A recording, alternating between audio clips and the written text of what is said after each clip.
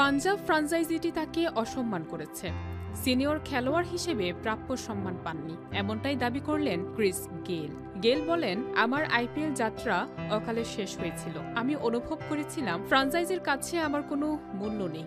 মানসিক চাপে পড়ে তিনি কোচ অনিল কুম্বলেকে ফোন করে চলে যাওয়ার সিদ্ধান্ত নেন। জীবনের প্রথমবার হতাশার কাছে হার মেনেছিলেন বলে জানান তিনি। টি-20 ক্রিকেটের ইতিহাসে সেরা ব্যাটার বললে ক্রিস গেইলের নামই সবার আগে উঠে আসে। স্বঘোষিত ইউনিভার্স বস, জাতীয় দলের হয়ে জিতেছেন 2টি বিশ্বকাপ, বিশ্বের প্রায় সব ফ্র্যাঞ্চাইজি লিগ মাতিয়েছেন, আইপিএলই করেছেন প্রায় 5,000 রান। কিন্তু এই লিগের সঙ্গেই তার শেষ অধ্যায়টা হয়েছিল তিক্ত ও অসম্মানজনকভাবে। 2021 সালে পাঞ্জাব কিংসের হয়ে মুম্বাই ইন্ডিয়ান্সের বিপক্ষে খেলে মৌসুমের মাঝপথেই দেশে ফিরে যান গেইল।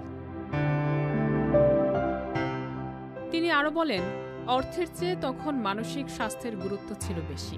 মুম্বাইয়ের বিপক্ষে ম্যাচ খেলার পরই ভাবলাম থেকে গেলে নিজের ক্ষতি করব, তাই ব্যাগ গুছিয়ে বেরিয়ে যাই।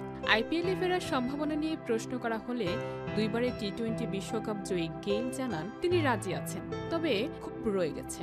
তার ভাষায়, আমাকে খারাপভাবে ব্যবহার করা হয়েছিল। আমি উপলব্ধ আছি, চাইলে খেলব, তবে আমার কাছে বিশ্বস্ততা সবচেয়ে বড় ব্যাপার।